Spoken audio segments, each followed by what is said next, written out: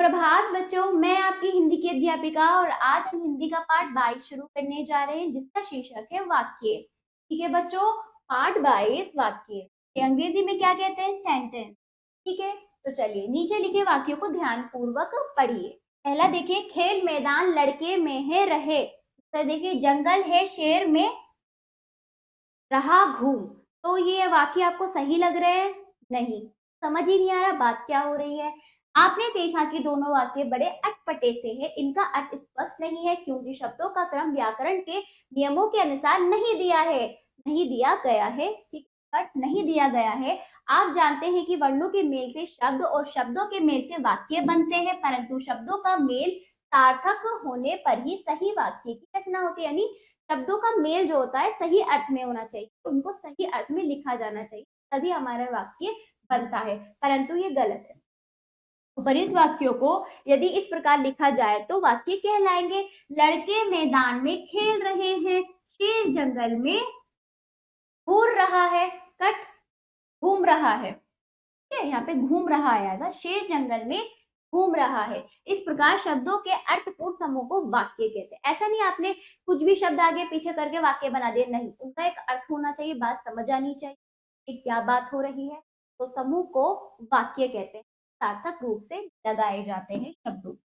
जब शब्दों का प्रयोग वाक्य में किया जाता है तब वे पद कहलाते हैं। जब शब्दों का प्रयोग वाक्य में किया जाता है तो शब्द से पद बन जाएंगे, जिसका पूरा अर्थ समझ में आ जाए वही शब्द समूह वाक्य कहलाते हैं। यानी खाली शब्द वाक्यों के उसमें प्रयोग हो रहा है तो वो पद पद कहलाएगा, और वही उन्हीं शब्दों का सही अर्थ समूह बना दिया जाए तो वाक्य की रचना हो जाती है। वाक्य वाक्य दो भाग होते हैं, वाक्य के दो भाग होते हैं। नंबर एक उद्देश्य, नंबर दो विधेय। उद्देश्य वाक्य में जिसके विषय में कुछ कहा जाता है वह उद्देश्य कहलाते हैं। ठीक है, वह उद्देश्य कहलाता है।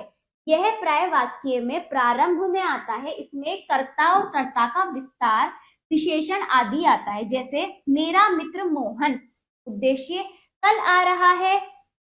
किसान, मेरा मित्र मोहन कल आ रहा है, किसान हल चला रहा है। तो मेरा मित्र मोहन ये पूरा क्या है? एक उद्देश्य है। किसान क्या है? उद्देश्य। बाकी हमारा विधेय कहलाएगा। विधेय क्या है? उद्देश्य के बारे में जो कुछ कहा जा रहा है उसे विधेय कहते हैं। यह प्राय वाक्य के अंत में आता है। जैसे मेरा मित्र मोहन कल आ रहा है, तो ये क्या है? कल आ रहा है, ये विधेय हो गया। ठीक है, किसान हल चला रहा है, ये विधेय हो गया। यानी कि जिसके बारे में बताया जा रहा है वो उद्देश्य, इंग्लिश में क्या कहते हैं? सब्जेक्ट। ठीक है, और जो कुछ बताया जा रहा है विधेय यानी ऑब्जेक्ट। चलिए, वाक्य के भी दो भेद होते हैं जिनके बारे में आप अगली कक्षा में पढ़ेंगे, है ना। अगली कक्षा में इसके बारे में और अच्छे से आप पढ़ेंगे। पुनरावृत्ति देख ली। शब्दों के अर्थपूर्ण समूह को वाक्य कहते हैं। वाक्य के दो भाग होते हैं, उद्देश्य तथा विधेय।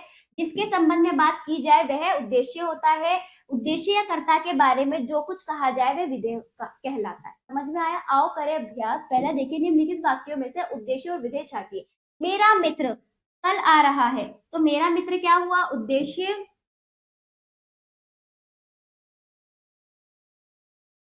कल आ रहा है, विधेय। इसके बारे में क्या बताया? मित्र के बारे में कल आ रहा है, जो कुछ बताया जा रहा है वो आपका विधेय। ठीक है, अगला देखिए, प्रेमचंद प्रसिद्ध कथाकार थे। तो प्रेमचंद क्या है आपका? उद्देश्य।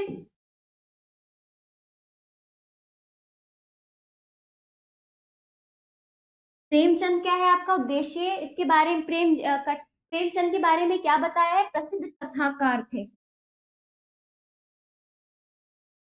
प्रसिद्ध कथाकार।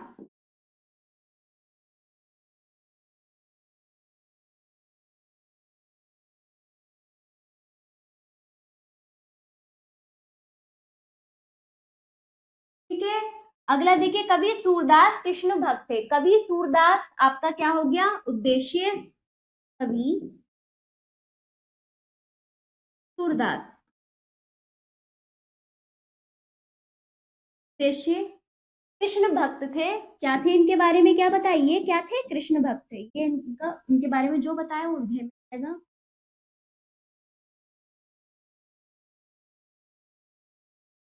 बाकी आप स्वयं करेंगे बच्चों समझकर। ठीक है। अगला देखिए, निम्नलिखित वाक्यों में शब्दों का क्रम ठीक करके लिखिए। पुस्तक वही है ये जो दी थी तुमने। ये जो पुस्तक तुमने दी थी, जो पुस्तक तुमने दी थी, ये वही पुस्तक है। ठीक है, ये है वही पुस्तक है, तो इसमें इसको सही करके लिखना था, जो पुस्तक तुमने दी थी।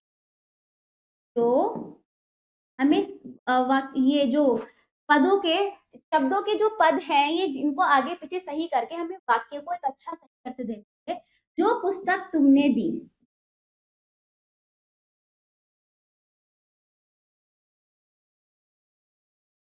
तुमने दी थी। ठीक है, यह वही पुस्तक है। यह वही।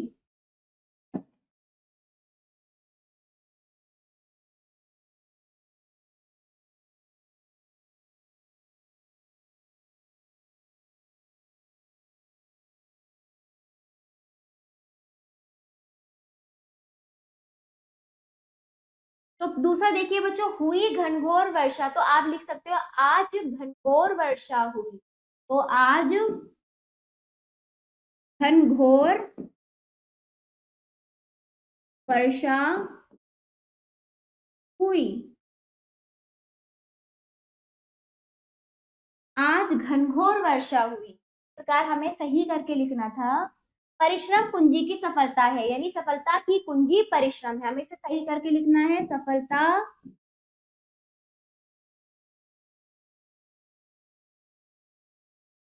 की कुंजी परिश्रम है।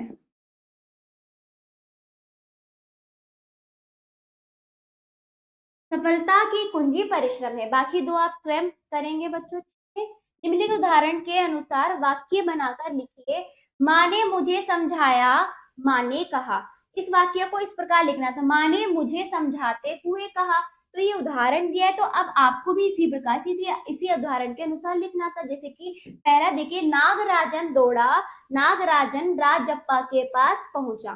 तो आपको लिखना है, नागराजन दौड़ते हुए राजप्पा के पास पहुंचा। इसको मिलाकर हमें एक वाक्य में लिखना था।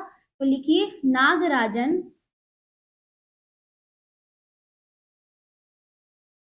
तो ये दो वाक्य जो दिए इनको एक करना है, जैसे इसमें किया है, माँ ने मुझे बताते हुए कहा, ऐसे नागराजन दौड़ते हुए राजप्पा के पास पहुंचा। नागराजन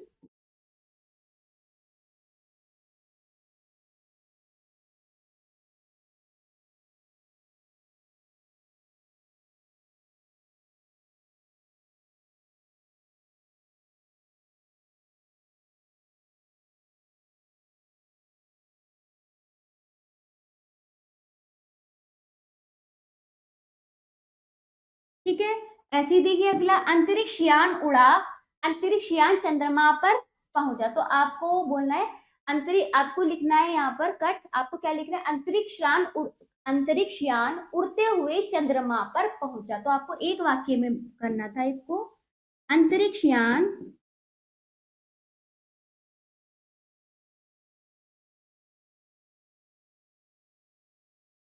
उड़ते हुए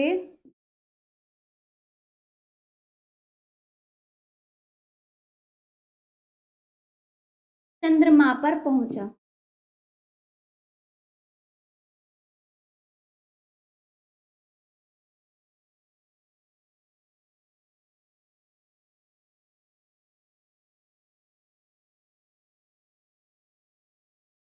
ठीक है, तो ये पूरा हुआ।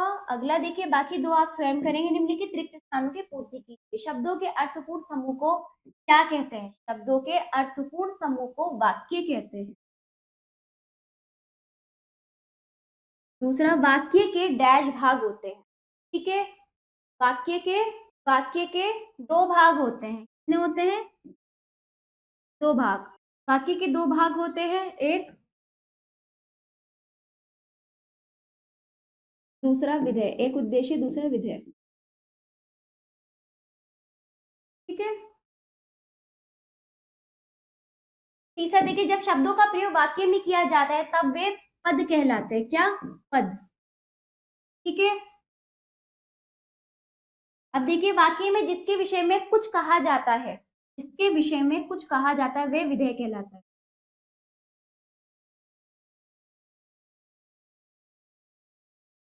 ठीक है। तो ये पाठ यहीं पर समाप्त होता है। आशा करती हूँ बच्चों आपको ये पाठ समझ आया होगा। इसका अभ्यास आप जरूर कीजिएगा पाठ को समझ के। अब हम मिलते हैं अगले पाठ पर। धन्यवाद।